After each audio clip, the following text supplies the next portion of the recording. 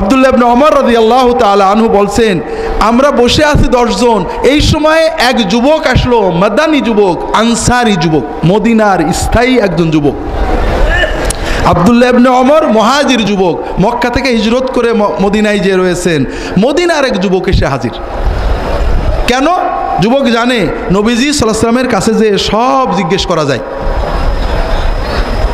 কিন্তু মানুষ মুরব্বীরা ভিড় থাকলে যাওয়া কষ্ট। এখন নিশ্চয়ই নবীজি ফ্রি আছে, এখন যাই শুনে নেব। কি শুনে নেব? এসে প্রশ্ন করছে, বসছে, কাল ইয়া রাসূলুল্লাহ, ইয়া রাসূলুল্লাহ আইয়ুল মুসলিমিনা আফদাল। খেয়াল করেন, আমরা আলেম উলামা নেককার মানুষদের কাছে যাই, প্রথমত যাই দুনিয়ার জন্য, হয় দোয়া নিতে, এটা দুনিয়ার কাজ, অথবা কোনো ঝগড়ার মাসলা শিখতে। সমাজে ঝগড়া হয়, ছোটোখাটো খুঁটিনাটি মশলা শিখতে আমরা খুঁজে বেড়াই কোন হুজুর আমার পক্ষে বলে। এই যুবক সাহাবী ছোটোখাটো বিষয় নিয়ে আসেননি, এমন একটা প্রশ্ন করলেন যেটা ইসলামের মূল চিত্র এক কথাই তুলে ধরবে। তিনি বললেন, ইয়া রাসূলুল্লাহ, ইসলামের ভিতরে, মুসলমানদের ভিতরে সবচেয়ে শ্রেষ্ঠ, আফদাল, সবচেয়ে বেশি ফজিলতওয়ালা শ্রেষ্ঠ মুসলমান কে? তাহলে যুবকের প্রশ্নটা কি? মুসলমানদের ভিতরে শ্রেষ্ঠ কে? আমরা কি বলবো? মুসলমানদের ভিতরে শ্রেষ্ঠ যারা রাজনীতি করেন বলে, যারা রাজনীতি মার খায়, যারা তরিকা করেন যারা তরিকা করে, যারা কয় মাদ্রাসা যারা কয় মাদ্রাসা করে, যারা রফাদাইন করে যারা রফাদাইন করে, যারা হানাফি তারা বলে যারা হানাফি তারা শ্রেষ্ঠ। আমরা ছোট ছোট খুঁটিনাটি বিষয় যেগুলো শ্রেষ্ঠত্বের প্রমাণ না, যেগুলো আল্লাহর পথে চলার প্রতিযোগিতা মাত্র, সেইগুলোকে নিয়ে আমরা ঝগড়া করি। আমাদের মনোজগৎ এত সংকীর্ণ, এত ছোট হয়েছে যে আমরা ইসলামের যে বড়ত্ব মহত্ব নিজেরাও ভুলে গেছি, মানুষের সামনে উপস্থাপন করতেও পাচ্ছি না। রাসূলুল্লাহ সাল্লাল্লাহু আলাইহি ওয়াসাল্লাম এগুলো কিছুই বললেন না। তিনি উত্তরে কি বললেন? মুসলমানদের ভিতরে শ্রেষ্ঠ, সবচেয়ে ফজিলত, সবচেয়ে মর্যাদা ওই মুসলমানের বেশি, আহসানুহুম আখলাকান খুলুকান।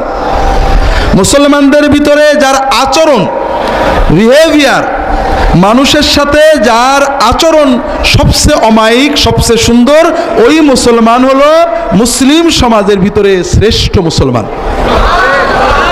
হাজারিন, বিস্তারিত ব্যাখ্যা করার সময় নেই। নামাজ বড় দরকার, ইমানের আলামত, খুব কষ্টের কাজ। রোজা কষ্টের কাজ, যাকাত দেওয়া, নিজের হালাল উপার্জনের টাকা মানুষকে দিয়ে দেওয়া খুবই কষ্টের কাজ।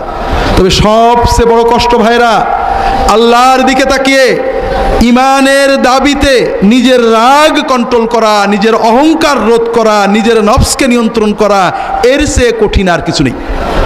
কথা বুঝতে পারেননি? নামাজ কষ্ট, রোজা কষ্ট, না রাগের মাথায় গাল না দিয়ে চুপ করে থাকা কষ্ট। ঠিক করে কোন কোনটা কষ্ট? সকাল থেকে সন্ধ্যা পর্যন্ত মুসলমান 17 ঘন্টা, 16 ঘন্টা, 15 ঘন্টা না খেয়ে না পান করে ক্ষুধা পিপাসায় বুকের ছাতি ফাটিয়ে রোজা রাখে না? ক্ষুধা থেকে সবর করে আসে, সে গোপনে পানি খেলে কেউ দেখবে না, তারপরেও সে পানি না খেয়ে, ভাত না খেয়ে কষ্ট করে না? কিন্তু ওই মুসলমানই ওই রোজা অবস্থায় একজন একটা বাজে কথা করলে ভট করে রেগে খারাপ কথা বলে না? তাহলে 17 ঘন্টা না খেয়ে থাকা কঠিন, না রাগের মাথায় নিজেকে নিয়ন্ত্রণ করা কঠিন? হ্যাঁ, আপনারা বলবেন রাগ তো একটা মানে ন্যাচারাল, এ তো হুজুর কন্ট্রোল করা যায় না। এটাও একটা মিথ্যা কথা।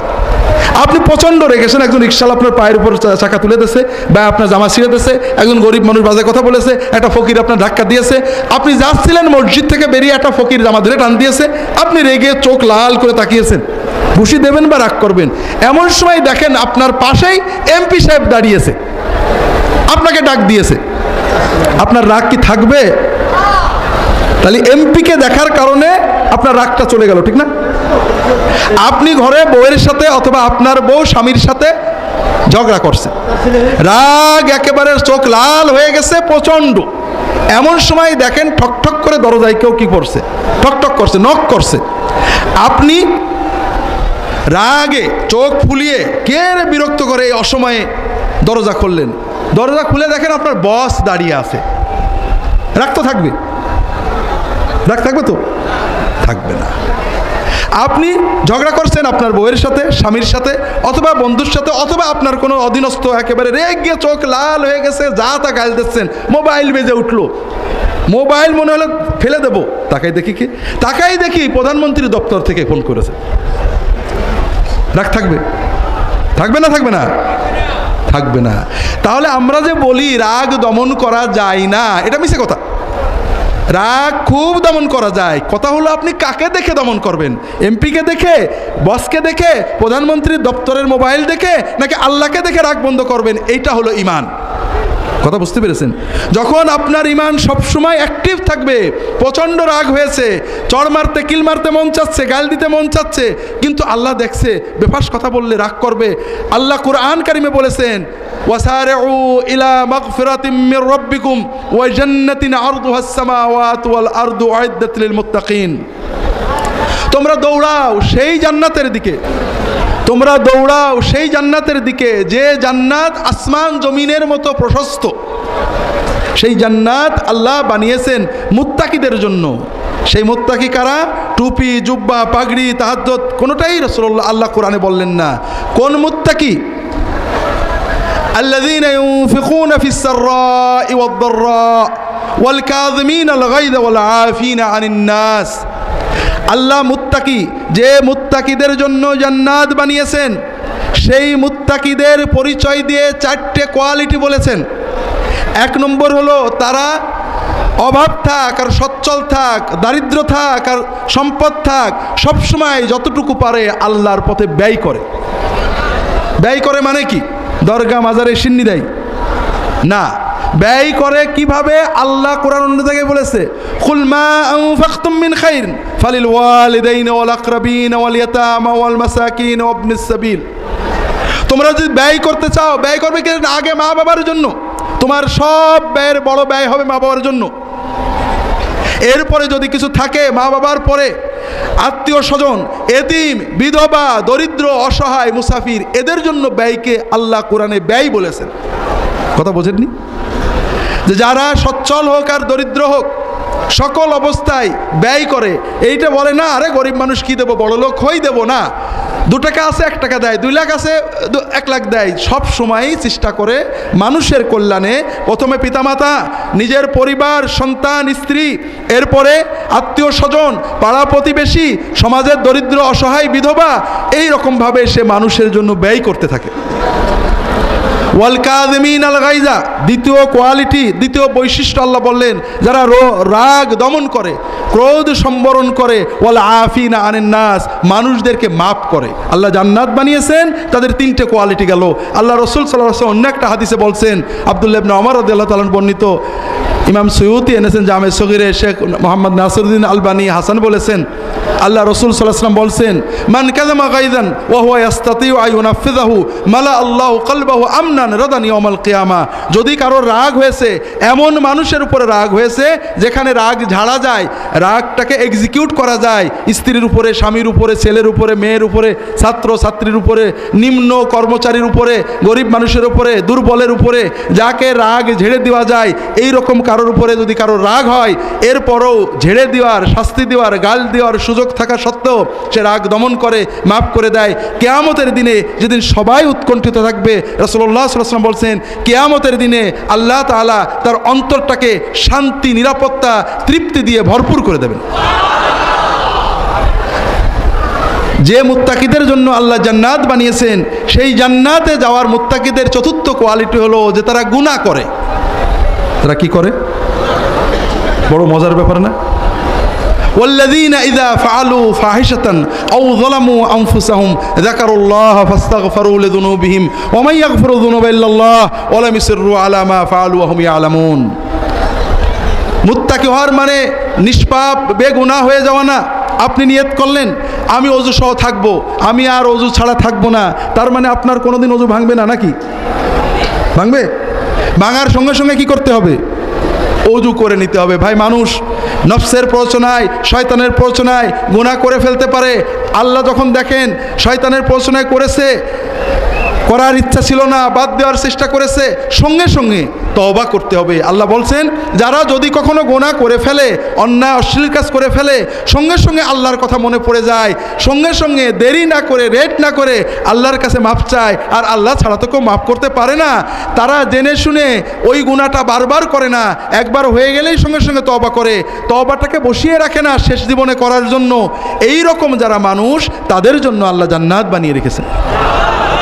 আল্লাহ কোরআন কারিমে অন্য জায়গায় বলেছেন ইন্নামাত তাওবাতু আলাল্লাহি লিল্লাযিনা ইয়ামালুনা সুআ বিজাহালাতিন সুম্মা ইয়াতুবুনা মিন করিব। যারা আল্লাহ তওবা কবুল করবেনই, আল্লাহর দায়িত্ব হলো তাদের তওবা কবুল করা।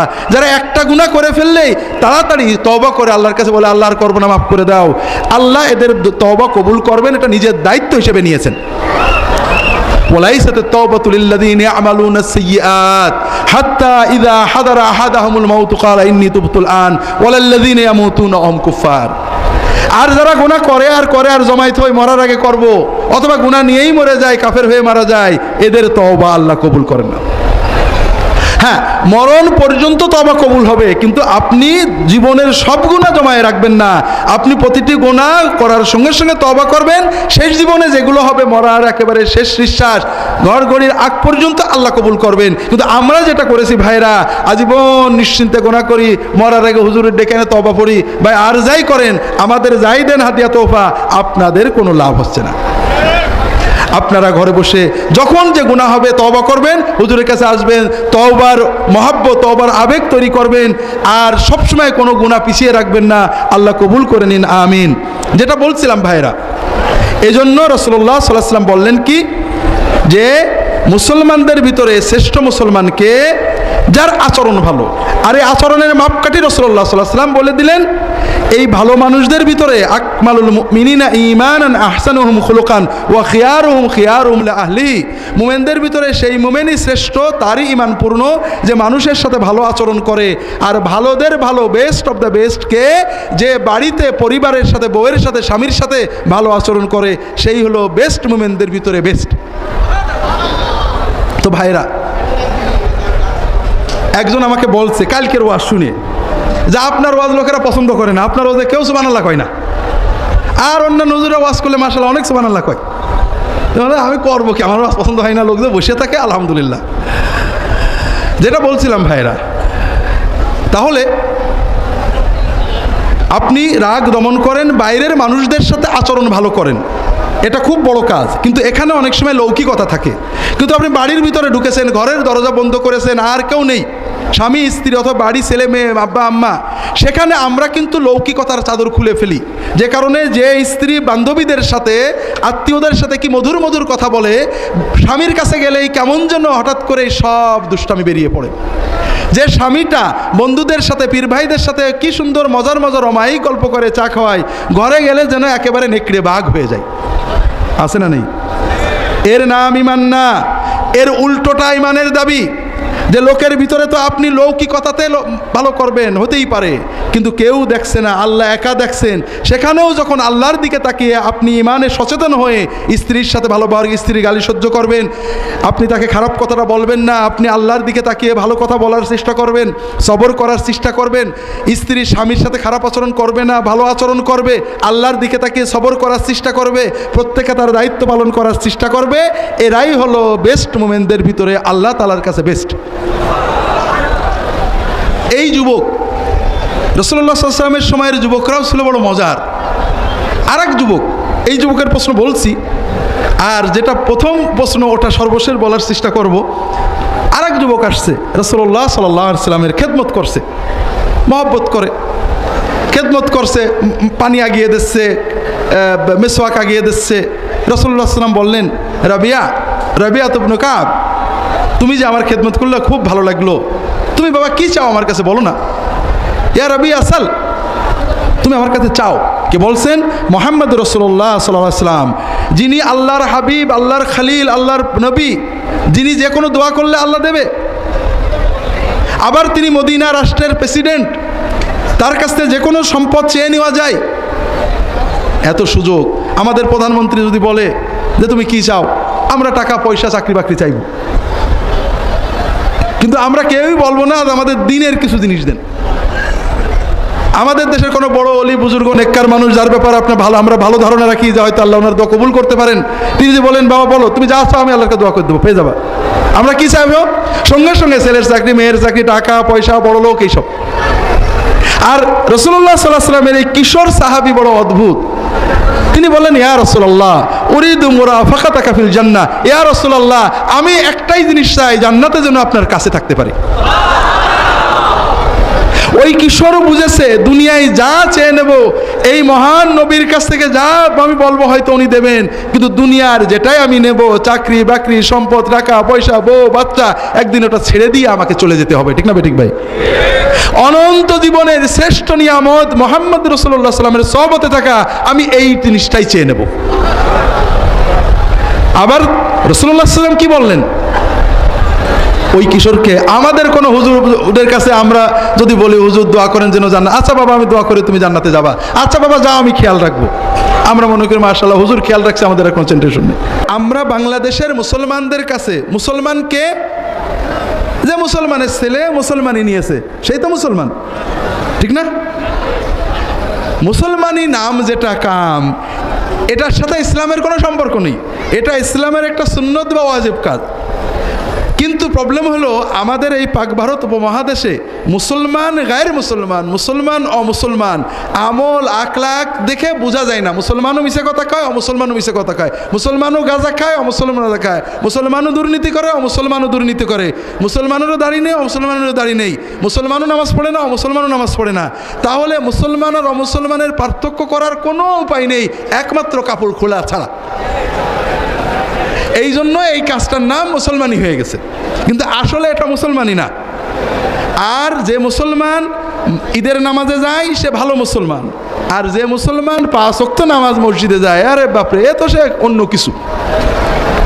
তবে অলি আল্লাহ না, 5 ওয়াক্ত নামাজ যে মসজিদে পড়ে সে কি অলি আল্লাহ? অলি আল্লাহ কে? অলি আল্লাহ যে নামাজ পড়ে না, দাড়ি রাখে না, রোজা রাখে না, বস্তা পরে, শর্ট পরে, মিশে কথা কয়, এরা হলো অলি আল্লাহ, ঠিক না? হ্যাঁ,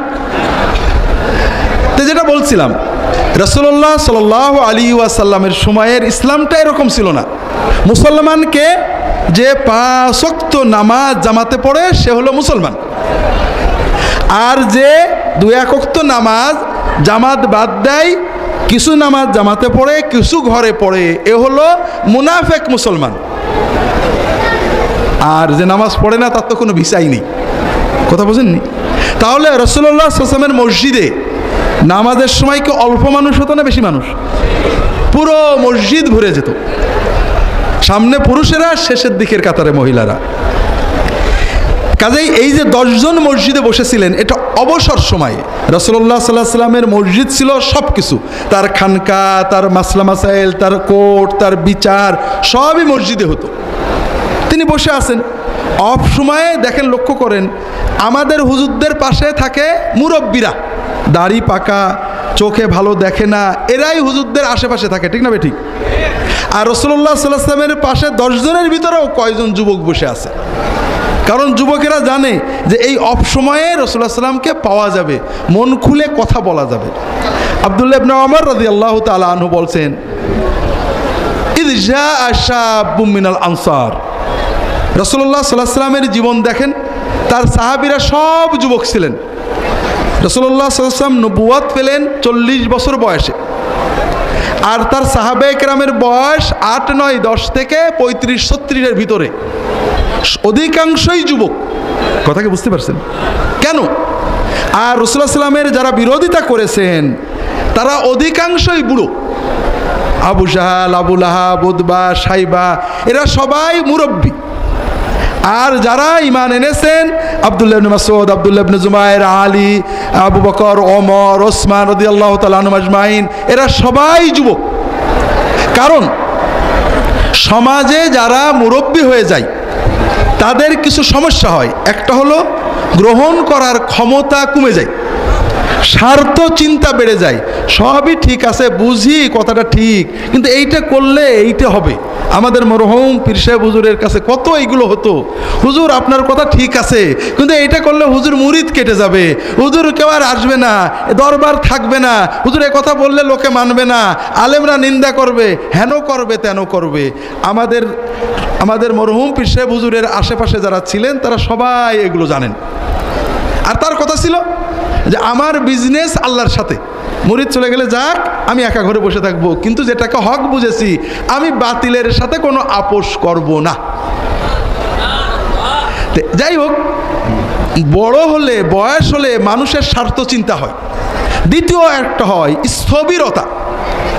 সবই ঠিক আছে, কিন্তু এতকাল ধরে বাপদাদার যুগ থেকে করে আসছি, এগুলো কি আর একেবারেই ঠিক না, কি করে ছাড়বো? কথা বোঝেননি?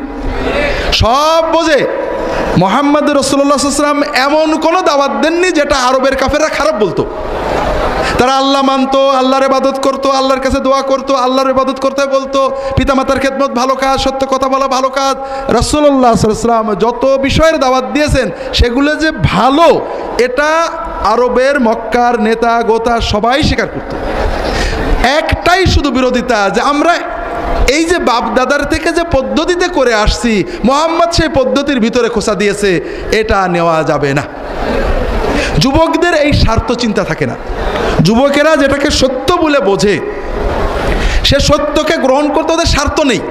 বাপ এই তুই এটা করিস নে, তোর ওই জমি চলে যাবে, ওর জমির কোনো মহব্বতই নেই, আমি করবো যা হয় হোক।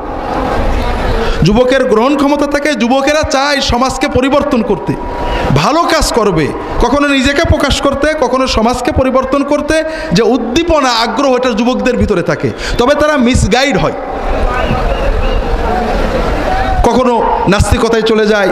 কখনো আমার ঝিনাইদহের এক ডাক্তার আছেন, বলছেন যে স্বাধীনতার পরে জাসদের গণবাহিনী হলো, এদেশে জুলুম অত্যাচার, বঙ্গবন্ধু শেখ মুজিবের সরকারের পরিবর্তন করতে হবে, অস্ত্র নাও।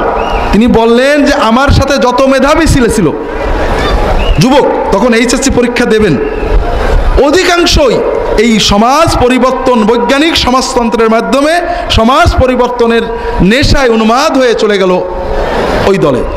আর এদের পরবর্তীতে অধিকাংশই আর লেখাপড়া কন্টিনিউ করতে পারেনি, রেজাল্ট ভালো করতে পারেনি। তাদেরকে যারা জঙ্গলে নিয়েছিল, অস্ত্র তুলে দিয়েছিল, গুলির মুখে নিয়েছিল, তারা মন্ত্রী মিনিস্টার হয়েছে, কিন্তু এই হাজার হাজার লক্ষ যুবকের ভবিষ্যৎ নষ্ট হয়ে গেছে। এই জন্য যুবকদের ভিতরে সমাজ পরিবর্তনের আগ্রহ থাকে, কিন্তু সঠিক দিক নির্দেশনা অনেক সময় পায় না।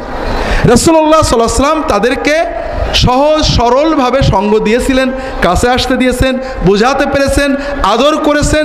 এবং তার সবচেয়ে বড় মর্যাদা ছিল এইটা, আল্লাহ কোরআন কারিমে রাসূলুল্লাহ সাল্লাল্লাহু আলাইহি ওয়াসাল্লামের ইবাদতের প্রশংসা করেননি, কারণ তিনি সবচেয়ে বড় আবেদ ছিলেন। তার পোশাক পাগড়ির কোনো প্রশংসা করেননি, তার দান খয়রাতের প্রশংসা করেননি। আল্লাহ কোরআন কারিমে তার আচরণ, মানুষের সাথে যে মিষ্ট আচরণ, সুমধুর আচরণ, মানুষের কথা মন দিয়ে শোনা, কাউকে কষ্ট না দেওয়া, আল্লাহ কোরআনে বলেছেন ইন্নাকা লাআলা খুলুকিন আযীম, ইয়া হে মুহাম্মদ আলাইহিস সালাতু ওয়াস সালাম, আপনি অত্যন্ত মহান আচরণ